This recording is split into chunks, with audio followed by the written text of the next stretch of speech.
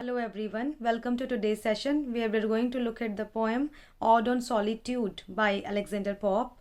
It is widely believed that this poem was written by Pope when he was just 12 years old, and surprisingly, this poem is one of his most famous poems where, in a very simple narrative, Pope is underlining the idea of living a life of solitude by the countryside and finding a peace in simple pleasures of life. And if you see the tone of the poem, then it remains hopeful and reflective throughout the poem.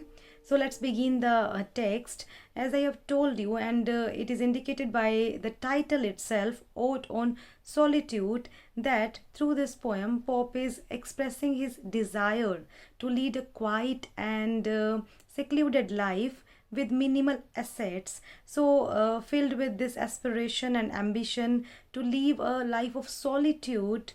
Pope says, happy the man whose wish and care a few paternal acres bound, content to breathe his native air in his own ground. So here, if you notice this phrase, happy the man, it is clear that here Pope or the speaker or the narrator of this poem is describing the life of an anonymous man who is an ideal for happiness. That's why speaker calls him happy the man.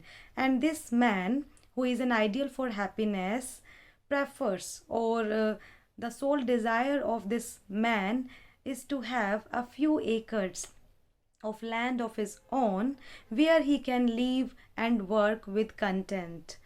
So this is the man who prefers to have just few acres of land, and he will be content with this. Where, as it is clear, whose wish and care a few paternal acres bound. Now here this inclusion of this word paternal also indicates that this land belongs to this man by inheritance. So in this way, this land solely belongs to him.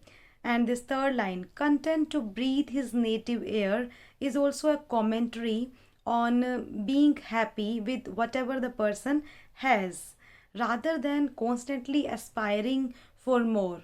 It is a commentary over human nature, or human nature, or we can say it is a satirical comment over those persons who constantly aspire for more rather than being content to breathe his native air. And in very contrast, there is this man who who would not like to go anywhere out of his native region, and who would like to breathe the air of his ancestral land in his own ground. So I hope that you have got an idea of this poem, that this poem is about this anonymous man who is content with his few acres of land. So let's see what goes next. The next stanza.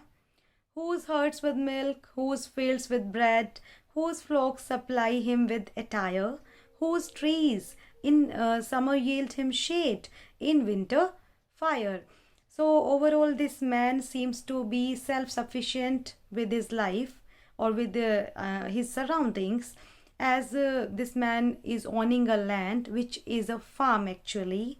And this farm or this land provides him all of his needs, as his herds provide him with milk, and this man can also bake his own bread, whose fields with bread, his fields provide him bread, whose flocks supply him with attire, and he has flocks or sheep which provide him wool for clothing, whose trees in summer yield him shade, and in the summer season his trees provide him ample shade, and the wood of the same trees can be lit to keep him warm in the winter season. So overall, this man is leading a very self-reliant and self-sufficient life.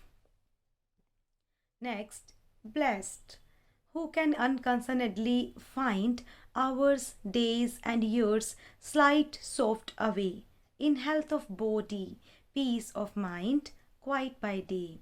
So this word, if you see this word blessed, which is an archaic word, and as I have told you in my previous sessions, that archaic words are obsolete or outdated words, which are in no longer use now.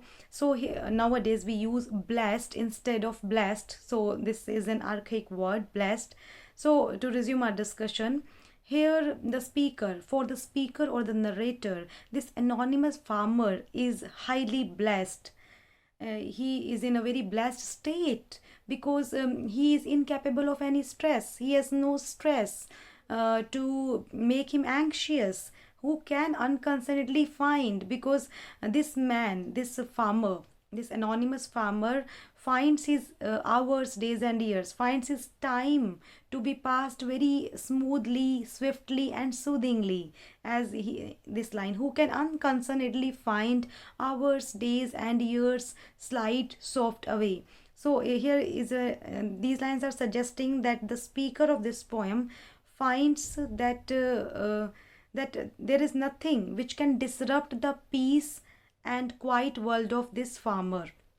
In health of body, peace of mind, quiet by day. And this man is in the supreme health of his body and in utter peace of mind, because the rustic setting of his surroundings provide him enough soothing atmosphere, which has a good effect on the nerves of farmer. That's why he is in complete health and in a peaceful mind and quietness. And what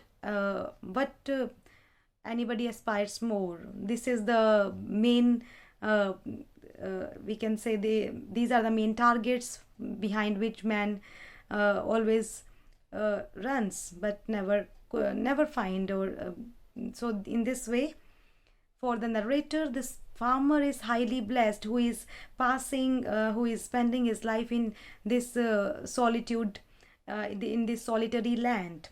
Next stanza.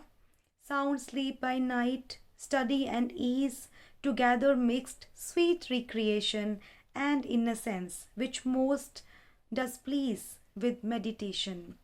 And this is the man who can have sound sleep by night, and in his leisure hours this man can study with a easeful joy. He has no any anxiety or hectic or humdrum in his life. His lifestyle is not so hectic as we can see in city life. So in these rustic surroundings, this man who is in living a very self-sufficient life in his solitary land, he can study and ease, and this beautiful combination of joyful ease with study creates a sweet recreation, creates a very sweet atmosphere of recreation and entertainment and innocence. And this man is passing his days harmlessly. So here the narrator wants to indicate that this is the man who has not enough knowledge about the world, and he is the man who is leading an ideal life. That's why he is, in a sense, who is deprived of, or who is not bothering about the worldly things or worldly city life, not worldly life. Or we can say that this person prefers to lead an ideal life, which most does please with meditation, and he's enjoying his days with his quiet meditation in such a state, such a solitude, in such a blissful solitude. And the last stanza is, thus let me leave, unseen, unknown, thus unlamented, let me die. So here I hope that you have got an idea that here these are the urgings of the speaker himself. So as he wants that in the similar league of this anonymous farmer, he also wants, or he is asking to be allowed to live an unseen and unknown life. He wants to live an oblivious life, a life of anonymity, so much so that thus unlamented let me die, that he wants to lead a such such an unknown life, such an anonymous life, that even there is no necessity of mourning or mist once when the person passes away, because the person, nobody knows that person. So in the same way, just like that anonymous farmer, poet or the speaker or this 12-year lad, this young boy Pop, also wants to lead such a life, steal from the world and not a stone tell where I lie.